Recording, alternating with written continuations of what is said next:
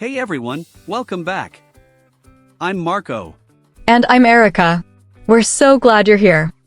Before we dive in, don't forget to hit that subscribe button.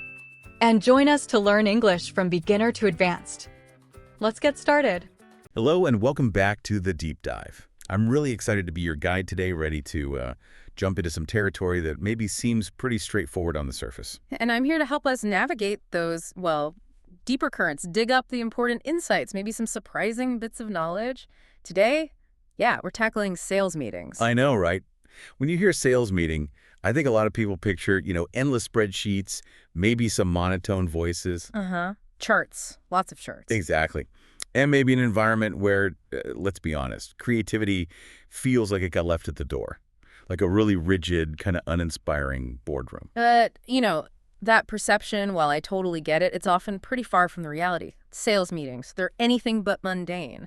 They're actually incredibly dynamic. They're arenas where strategies get hammered out. Right. Not just talked about, but actually made. Exactly. Forged.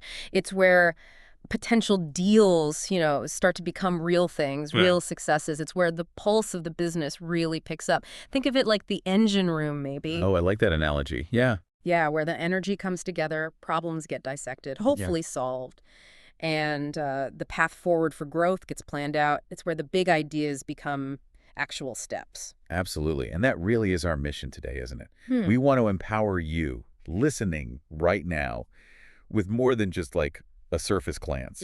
We want to equip you with the actual language, the deeper insights you need to walk into any sales meeting and feel genuinely confident. Really capable. Yeah. Whether you've been doing this for years and just want to sharpen your edge. Or if you're newer to the business world and maybe the idea of a sales meeting still makes your palms sweat a little bit. Right. This is for you. Consider this your shortcut to feeling really well informed. We're giving you practical phrases, yes, but also a real feel for the dynamics underneath. The stuff that actually makes these meetings work or not work. We want you to feel like you can really contribute, influence things, shine. And to do that, we've dug into a whole bunch of sources. We've looked at materials that give us not just the practical, real-world phrases people use every day, but also insights into the different types of sales interactions. Because, as we'll see, they're not all the same. Not by a long shot. That's a key point. And importantly, the sources also show how communication style, especially from the person leading the meeting, can make or break everything. The success, the team morale, all of it. So we're going to distill that all down. Yeah. Pull out the most important bits. Exactly. Connect the dots, lay it out so you feel genuinely ready to step into any sales situation, armed with both the right words and the right strategy. Okay, let's do it. Let's unpack this. Starting right at the basics. What is a sales meeting, really? Because the simple definition, doesn't tell the whole story, does it? Not at all. At its core, sure, it's a gathering where people discuss selling stuff, products, services, whatever. Seems simple enough. But it's way more than just a chat. It's usually a deliberate meeting. You're strategizing how to approach the market. You're reporting on how things are going, the wins and the losses. Maybe training the team or, and this is key, directly talking with potential customers or existing ones about buying something. It's structured, designed to help turn prospects into actual customers and keep them happy. Okay, so it's not just one thing. And you mentioned earlier, the sources make it clear there are different types of sales meetings. Absolutely. Critical distinction. Understanding this difference dictates, everything. What you say, how you say it, the whole tone. Get it wrong, you can mess things up. Easily. Miscommunication, missed opportunities. Yeah. So the first big type is the internal sales meeting. Okay, internal. So just your team. Exactly. Just your own colleagues within your company. The vibe here is usually, collaborative. It's about getting everyone on the same page. What kind of stuff are you talking about? Usually reviewing progress, like how everyone's doing against their targets, sharing important updates maybe about specific clients or how the team's performing overall, and planning the next steps for the whole sales team. So it's about looking back and looking forward. Precisely. It's a space for hopefully honest assessment, solving problems together, supporting each other, all aimed at making the whole team better at selling. So in these meetings, you might be like digging into last quarter's sales figures. Yep. Or analyzing how many leads turned into actual sales. Or maybe planning around a new marketing campaign that's supposed to help sales. All of that. And you might hear something really standard like, Our weekly sales meeting is scheduled for every Monday morning sharp. It's that regular check-in. The pulse check, like you said, keeps everyone aligned. Right, accountability, making sure everyone's pulling in the same direction. And because it is internal, with people you work with all the time, the language often gets a bit more relaxed. More casual. A bit, yeah. Still professional, definitely, but maybe less formal. You might hear someone say, "Let's quickly check last week's figures," or "What's the latest on that big account?" More direct. Exactly. The focus is on efficiency, clear information. You use the fact that you know each other to cut to the chase, open dialogue, actionable stuff. Okay, that makes sense. So that's internal. What's the other main type? Type 2, client sales meetings. These are the ones that, often feel higher stakes. Because you're talking to customers. Yeah. Or potential customers. Precisely. You're interacting directly with people outside your company. The whole dynamic shifts. And the goal here is? Persuasion. Plain and simple. You're there to present your product or service, show its value, understand what the client really needs. Their challenges, what they hope to achieve. Exactly. And ultimately, every word, every slide is aimed at convincing them that what you have is the solution they need and getting them to buy it. So the pressure feels higher. Often, yeah. You're the face of the company in that moment. Your performance directly impacts whether you get that sale, whether you build that long-term relationship. So naturally, the language changes quite a bit. Dramatically. It becomes much more formal, much more carefully chosen, strategically delivered. You wouldn't use slang with a potential client, right? Definitely not. Instead, you'd hear things like, "We'd be delighted to present a bespoke solution meticulously designed to meet your specific needs." Wow, that sounds very different from, "Hey, check this out." Worlds apart. It's all about building trust instantly, showing professionalism, respecting their time and their business. Every word counts towards painting that picture of reliability, of expertise. Okay, so internal versus external. Big difference in tone and language. Huge. And knowing which kind of meeting you're in is step one. But what's really interesting, and the sources really stress this, is that regardless of the type, three things are always crucial in English business communication: politeness, clarity, and confidence. Right. Those seem fundamental. They are. Maybe in an internal meeting, you lean a bit more on direct clarity and confidence, maybe slightly less overt politeness because you know everyone. You have that rapport already. Exactly. But in a client meeting, politeness becomes absolutely essential, woven together with that clarity and confidence. Lack politeness, you could alienate them. Lack clarity, they get confused. Lack confidence, they won't trust you. It applies everywhere. And this brings us back to those practical phrases, right? The ones that keep popping up. Yes. These are the workhorses. You'll hear them again and again in meetings, emails, quick chats. They're the kind of linguistic glue holding professional conversations together. And mastering these is what makes you sound like you really know what you're doing. Precisely. Not just competent, but like a real pro. All right, let's get into that toolkit then. You said our sources highlighted 3 core expressions, the ones that, if you use them well, make you sound confident, professional. Instantly elevate your presence, yeah. They're not just jargon, they're genuinely useful tools. You'll hear them all the time. Okay, what are they? The 3 big ones we're going to unpack are follow up on, close the deal, and touch base. Okay, follow up on, close the deal, touch base. Got it. Let's start with follow up on. What does that really mean? Okay, so follow up on.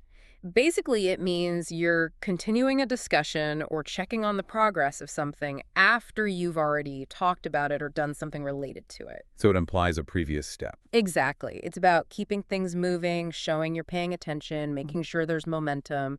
It's proactive. You're re-engaging. Give me an example. How to use it? Well, instead of just saying, "I'm checking about the proposal," which sounds a bit blunt, maybe. Yeah, a little abrupt. You'd say, "I'd like to follow up on the proposal we sent last week." See? It immediately signals, we sent something, now I'm checking back on that specific thing. Okay, I see. It connects the dots. Right.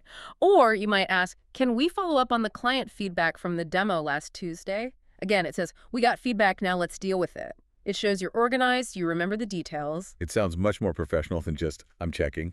Miles more professional. It conveys responsibility. Like, I remember our last conversation and I'm managing the next step. And it's super versatile. Works in meetings, phone calls, definitely in emails. Emails especially, I bet. Absolutely. A staple in business emails, formal or informal. And it's not just for business. You could easily say to a friend, "Hey, I wanted to follow up on our dinner plans for Saturday." Ah, okay. So it bridges that gap. Perfectly. So in sales, its main job is keeping that momentum going, keeping the conversation alive, making sure nothing falls through the cracks. Keeping the lead warm. Exactly. Moving the negotiation forward, checking back to make sure a customer is happy. It shows you're engaged, you're committed. Okay, that makes sense. Very useful. Incredibly useful. But there's a caveat. A pro tip from the sources we really need to highlight. What's that? Don't overuse it, especially in writing, like email. How so? Well, imagine you send 5 emails in a row and every single one starts with, "I'm following up on." I can see that getting annoying. Right. It starts to sound pushy, impatient, maybe even a little desperate. It can actually hurt the professional image you're trying to build, makes the other person feel hounded. So what's the alternative if you genuinely need to follow up again? Mix it up. Use alternatives, things like just checking in, or "I wanted to see if you had any updates," or "circling back on X, maybe. Hope you had a chance to review Y." Softer options. Exactly. Less demanding, more personable, but they achieve the same goal, re-engaging. Knowing when to switch it up, that's a sign of real communication skill. Makes you sound polished, not just like you learn a phrase. Good tip. Okay, let's move to the second one. Close the deal. This one sounds pretty exciting. It does, doesn't it? It's wonderfully direct. Close the deal simply means you successfully finish a sale. You get to the agreement, the transaction is done. The finish line. Pretty much. It's the result of all the pitching, the negotiating, the problem solving. It ends with a signature, a handshake, a payment. It's done. So you might hear someone say, After nearly a month of tough negotiations, we finally closed the deal with that big client. It implies effort, but ultimate success. right. Or internally. A manager might say, our main goal this quarter is to close 5 big deals. Sets a clear target, motivates the team. There's a real energy to that phrase, isn't there? It makes the sale feel like a win. Absolutely. A victory, an achievement. It's got that positive, final feeling. And while it's obviously huge in sales, you hear it elsewhere too. Like where? Sports commentators might say a team closed the deal on a championship, they secured the win. Or even in everyday life, someone might say, she really closed the deal on that complicated project, meaning she finished it strongly, tied up all the loose ends, definitive success. So in business, it's that final critical step, the point of commitment. Exactly. After you close the deal, something concrete usually happens. A signature, a payment, starting the delivery. It makes it official. It's the payoff. Okay, clear. Now the third one, touch base. This sounds a bit more informal. It is, yes. Touch base is a really common, informal, but still very professional way to say you want to check in briefly or make quick contact. So not a long meeting. Definitely not.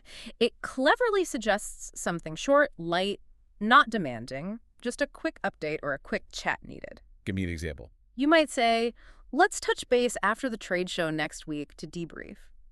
That implies a short recap, not a massive formal review. Okay. Or maybe with a client. Yeah, if they have an order going, you could say, I just want to touch base about your recent order, make sure everything's on track. It's quick, reassuring, doesn't take much of their time. Friendly, short, useful. Super useful for quick updates, giving brief info, or scheduling a very short chat without making it sound like a big deal.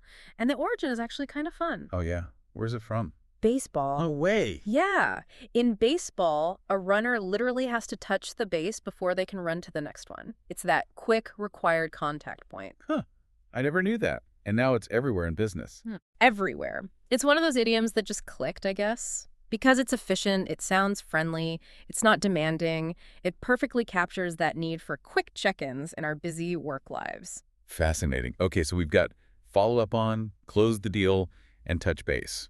Now let's see them working together. You mentioned a sample dialogue. Yes, from our sources. It's between 2 colleagues, Anita and Tom, right after a client meeting.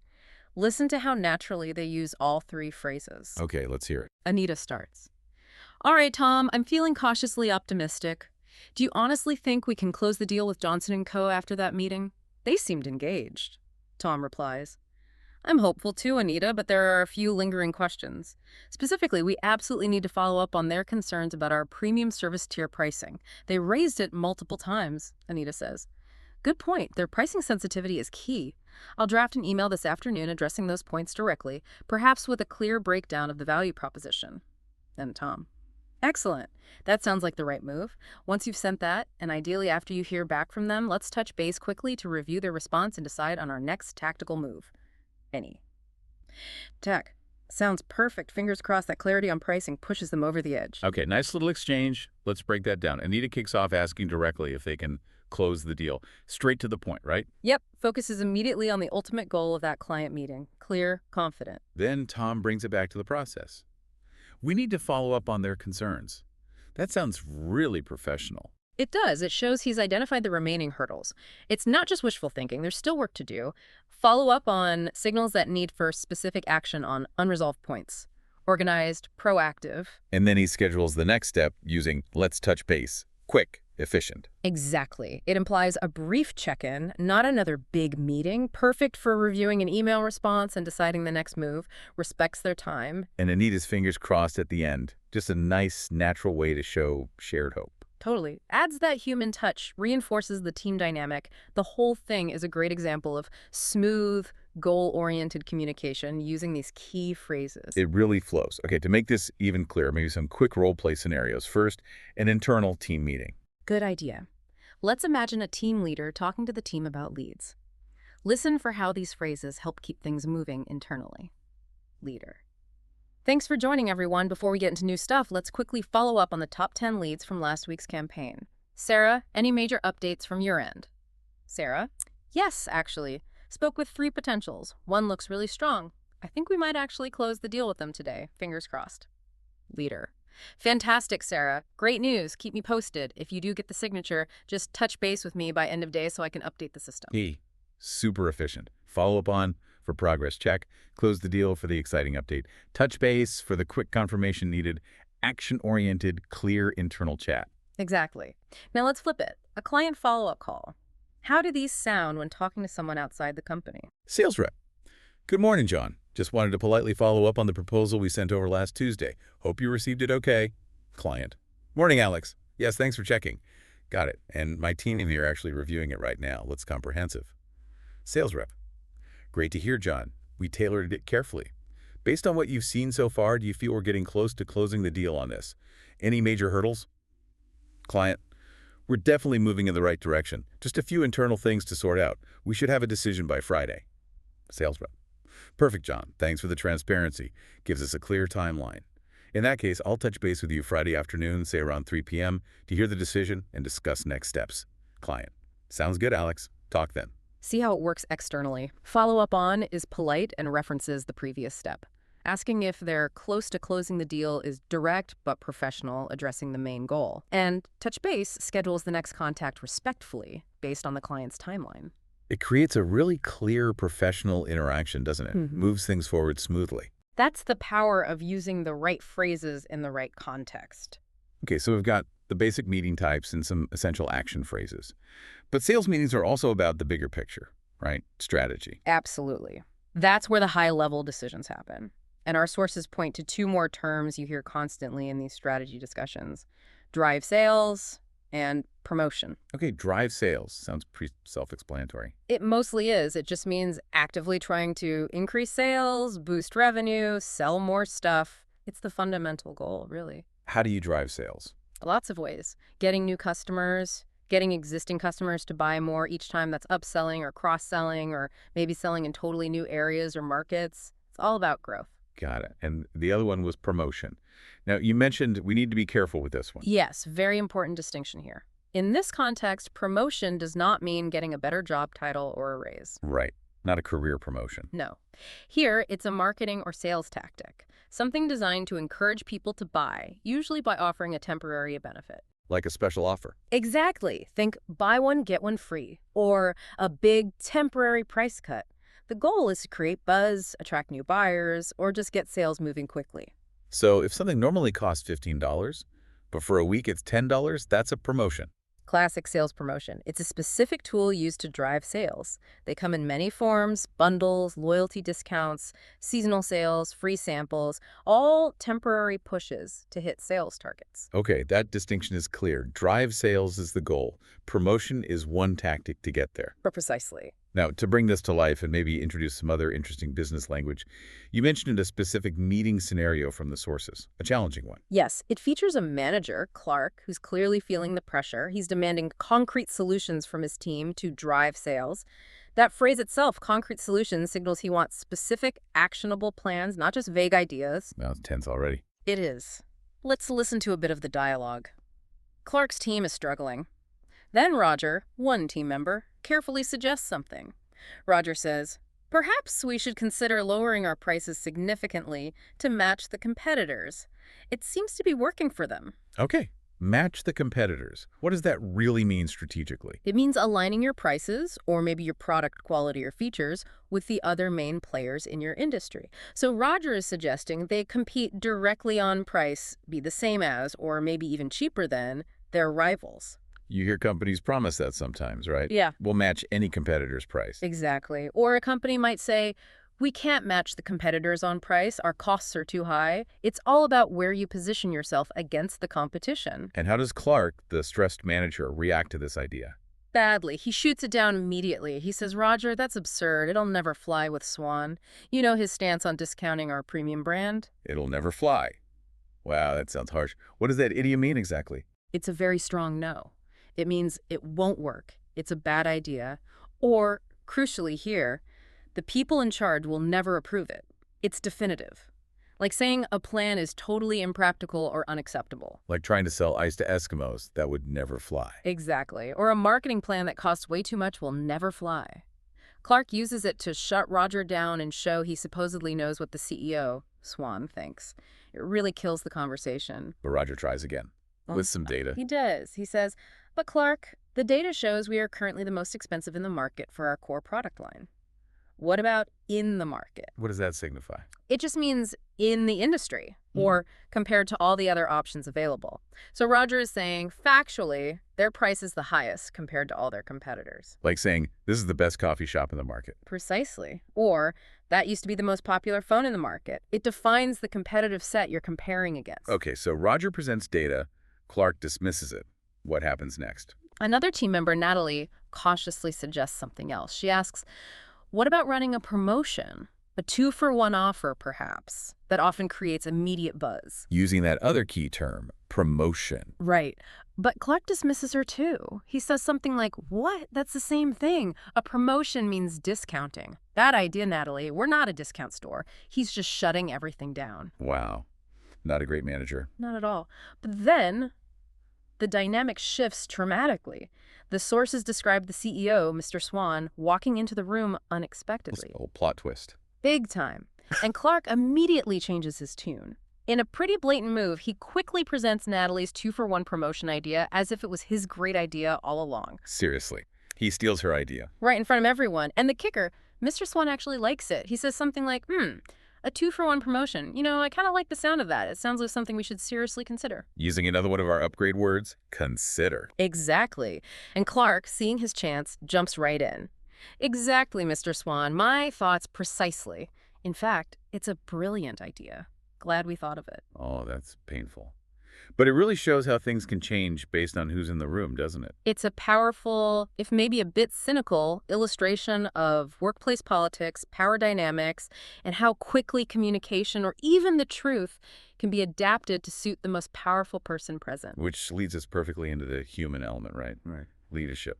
Clark sounds, well, awful. He really does. Our sources basically paint him as a textbook example of a terrible manager. I bet a lot of listeners have unfortunately met someone like Clark. Discouraging people, cutting them off, making them afraid to speak. It's sadly common. Kills creativity, kills morale. And it's the exact opposite of what a good manager should do. Which is what? What's the most important thing? Motivation, inspiring your team. An effective manager encourages people, supports their growth, helps them get better at their jobs. They create an environment where ideas are welcomed, even if they're not perfect. Not like Clark, who just creates fear. Yes, exactly. Clark fosters fear, crushes initiative, takes credit for others' work. That destroys trust, makes people disengage. You lose good people that way. The sources had an example of a good manager too, right? Yes, a really nice counterpoint. Someone described their first boss, a general manager at a big company. This manager was amazing, always encouraging, knew every employee's name. Wow, in a big company. Yep. That's impressive. Right. And made a point of stopping, saying hello, asking genuinely how things were going, made people feel seen, feel valued. What was the effect? Huge. The person telling the story said it made them feel so good about the company, so respected, that they naturally wanted to work harder, do their best, go the extra mile. Because they felt valued. Exactly. A motivating, supportive boss doesn't just get more work out of people, they make people feel like part of something special. Which makes you think, doesn't it? How does your environment, the leadership you interact with, affect your ability to contribute, to feel engaged? It's massive. It really is. Yeah. Okay, let's shift gears slightly. We talked about sounding professional. Now let's talk about sounding really natural, like a native speaker almost. Yeah, this is about taking phrases that are perfectly okay, grammatically correct, and just upgrading them slightly to sound smoother, more common in everyday business chat. Small shifts, big impact. Moving from basic to natural. Okay, first example. Instead of saying, I'll be here soon, or I will arrive soon, correct, but maybe a bit stiff. A little bit, yeah. What's the upgrade? Try, the CEO will be here any minute now, or just, he'll be here any minute. Any minute. That feels much more immediate, doesn't it? Totally. It implies arrival is imminent, like within moments. Very common, very natural, adds a bit of dynamic energy. Okay, good one. Next. How about when you're talking about ideas? Instead of, we are thinking about a new sales strategy, or that sounds like something we should think about, again, fine, but And can do better. we can sound a bit more strategic. Use consider. So, sounds like something we should consider. Or, we are considering a 2-for-1 offer. Why is consider better than think about? It just sounds smarter, Mhm. more formal, more professional in this context. It implies a deeper level of thought, like you're really weighing the options seriously, not just having a casual thought. Signals serious evaluation. Okay, consider. I like it. And the last upgrade. Expressing approval instead of just, that's a great idea, or maybe a simple great. Which are fine, but maybe lack punch. Exactly. To really amp it up, try. That's a brilliant idea. Brilliant. That sounds quite British. It leans that way, yeah, but it's widely understood and used. It conveys much more power and enthusiasm than just great. It suggests the idea is genuinely exceptional, really clever, insightful, gives your praise more weight, makes the other person feel really good. Nice. So, quick recap of those upgrades. Sure. Basic, I'm checking the project. Natural, I'm following up on the project. Basic, I'm finishing the sale. Natural, I'm closing the deal. Basic, let's talk quickly later. Natural, let's touch base later. Basic, I'll be there soon. Natural, I'll be there any minute. Basic, we're thinking about it. Natural, we're considering it. Basic, great idea. Natural, brilliant idea. The overall point being, these natural phrases are short, clear, professional, and they just make you sound more fluent, more confident. Exactly. They help your ability shine through your language. So wrapping things up today, wow, we covered a lot. We really dove into sales meetings, didn't we? Looked at the difference between internal and external ones. And we equipped everyone with those 3 absolute workhorse phrases. Follow up on, close the deal, and touch base. Showed how useful they are in meetings, emails, calls. All sorts of context. And we didn't stop there. We got into the strategy side too. Drive sales, what a promotion really means in business. Right, not the job kind. Definitely not. And crucially, we looked at that human element, how leadership style, like with poor Clark versus a good boss, makes such a huge difference. Plus those fluency boosters at the end. Okay, so here's the challenge for you listening right now. This week, just try it.